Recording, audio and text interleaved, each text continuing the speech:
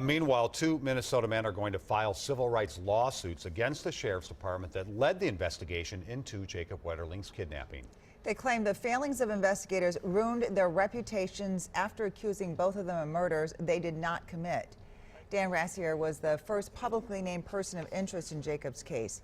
He was not cleared until Danny Heinrich's courtroom confession. Ryan Larson was arrested for the killing of a Cold Spring police officer. Another man who killed himself was later named as the killer in that case.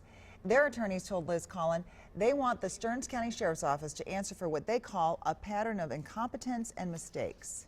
This agency had a history of messing up cases. In the time they have spent reviewing the Stearns County Sheriff's Office, attorneys Michael Padden and Devin Jacob paint a picture of what they consider clumsy police work, dating back decades. The Turry case is a perfect example. In 1978, the Sheriff's Office investigated the murder of a mother and her 3 children in Clearwater.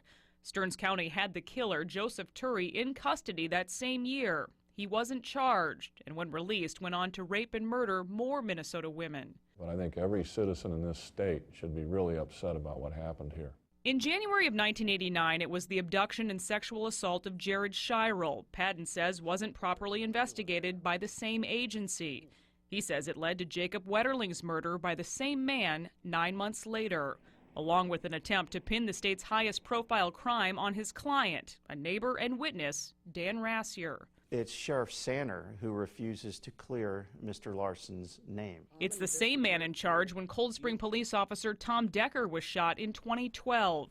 Decker died from a shotgun blast when he went to perform a welfare check on Ryan Larson. Hours later, Larson was arrested. His attorney points to the document investigators used to arrest Larson that doesn't mention how handguns were found in his possession. The probable cause affidavit that was submitted to the court is false. They never talk about, again, the gun that they seized had clearly nothing to do with the crime that had been committed. The officer's murder case has never been closed, despite Stearns County saying another man would have been arrested had he not killed himself.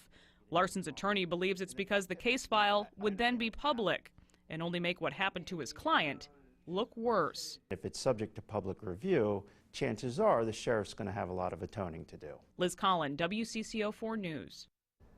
Liz says Ryan Larson also wants his personal property back from Stearns County. Dan Rassier only received his last week after the sheriff's office kept it for 6 years. Attorneys plan to publicly announce the lawsuits tomorrow, but they won't be filed until the first of the year. Both the Bureau of Criminal Apprehension and the Stearns County Sheriff's Office told WCCO they would not comment on pending litigation.